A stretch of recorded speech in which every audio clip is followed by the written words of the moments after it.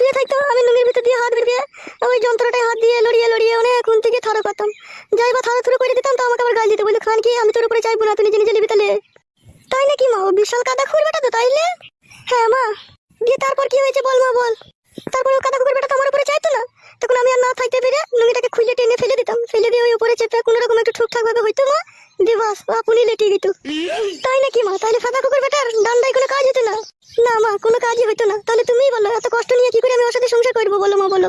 ঠিকই করেছিস, সাদা কুকুর বেটাকে ছেড়ে চলে এসেছিস। ও আসার সময় ওর ডান্ডায় গরম পানি মাইয়ে আসতে পারিস নি গো। সাদা কুকুর বেটা আমার ফুলের মতো মেয়ের জীবন নষ্ট করে দিল। সাদা কুকুর বেটার হলে যে অন্যটা বিয়ে করতে গিয়ে বলেছিলাম আমার মেয়েকে, তারপরে দিলীপ কাদা কুকুর বেটাকে ছেড়ে দেওয়ার পরে এই সাদা কুকুর বেটাটাকে বিয়ে করলি নাকি? না না মা, এর আগেও আরেকজনকে করেছিলাম, আমাদের পাড়ারই একটা ছেলে। তাই নাকি রে মা? এর আগেও বিয়ে করেছিলি? হ্যাঁ মা, একটা বিয়েওয়ালা ছেলেকে বিয়ে করেছিলাম, তার ঘরে বউ ছেলে ছিল। তাই নাকি রে মা? দিয়ে ওখানে আবার কি হইলো? ওখানে তো সেই মা সতীনের উপরে ভাত খেতে হয়েছিল, আর সতীনের উপরে ভাত খাওয়া যে কি জ্বালা তুমি তো ভালো করে জানো মা। একটা গাড়ির কাপড় দুবার কেচে বইতে হয়েছিল আমাকে। ও হচ্ছে আজল মারানি। ছেলে বাপকে আবার কেউ বিয়ে করে? আই বড় ছেলেকে করলে অত ঝামেলা হইতো না লো। পেছিলাম মা, আই বড় ছেলে তখন পেছিলাম না। এই ছোড়াটা কোথা থেকে এসে হাতে পায়ে ধরে আমাকে ভালোবেসে বিয়ে করলো। ছেলেটা ভালো, ওর সাথে ঝগড়া ঝামেলা করিস না মা, ওকে মানিয়ে গুছিয়ে সংসার করবি, বুঝতে পেরেছিস তো মা? হ্যাঁ মা, এই ছোড়াকে ছাড়বো না মা, এই ছোড়াকে ছাড়লে হবে না। যে যা করবো করবি, কে মাঝে মধ্যে একবার করে ঠিকঠাক করে দেবো, আর আমার যা ভালো লাগবে আমি তাই করবো। তো সে সাদা কুকুর বেটা গেল কোথা? রাতে চলে এসে খাওয়া দাওয়া করে শুবে, কোথায় গেল সে?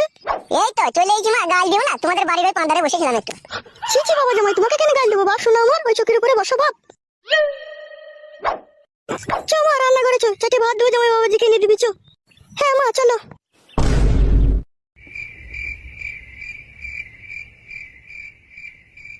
ওহ কি যন্ত্রণা, ময়দা গুনে হয় যে রুটি, মা গুনে তো হবে বিটি। বলেন কি?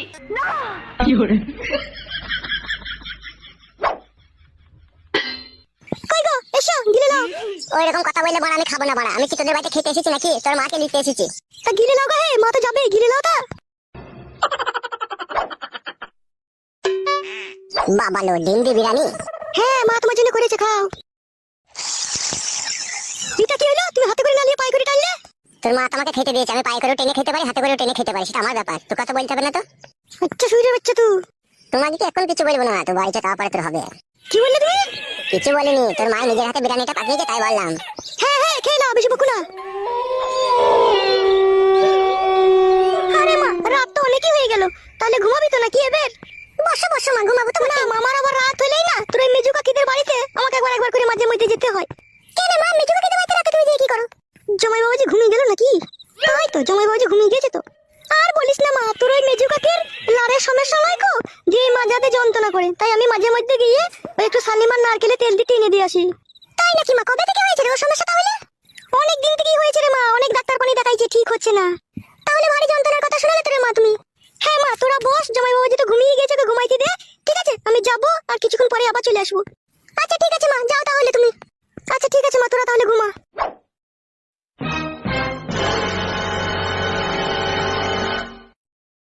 শাশুড়ি লাউড়া কোথা গেল, আমাকে দেখতে হবে বড়া।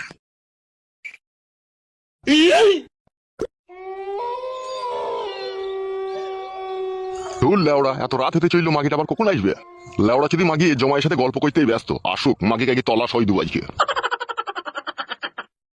ছি লেওড়া, বান্টুটা ঠাড়ো হয়ে আছে আর মাকে আসতে কত দেরি করছে বলো দেখিনি। একটু ধৈর্য ধরে থাক মারা, অত হড়বড় করিস না, আসছে তো।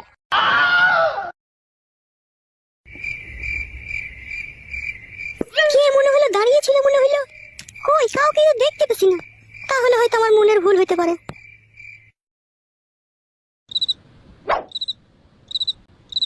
লেওড়া, আমি কখন থেকে তোমার জন্য অপেক্ষা করছি, তাড়াতাড়ি আসতে পারছো না তুমি? ওহে কেলা, তুই তো মিনছে, ঘরে জামাই ছিল, মেয়ে ছিল, তাদেরকে তো বুঝিয়ে পারিয়ে আসতে হবে নাকি? দিয়ে লেওড়া, তোমার জামাই মেয়ে ঘুমিয়ে গেছে তো? হ্যাঁ হ্যাঁ ঘুমিয়ে গিয়েছে। শুই পড়ো শুই পড়ো, শুই পড়ো। ও বাবা রে, জানে একটু ধৈর্য না করে ভরার জন্য মারামারি, কেলা চুদা আমার। হয়েছে? আস্তে ভরা, হে লাগছে, হে কেলা চুদা আমার। এবেলা চাইনিজ কার্ডটা দিই, হ্যাঁ শোনো আমার। ঠিক আছে দাও, হে দাও। দিলে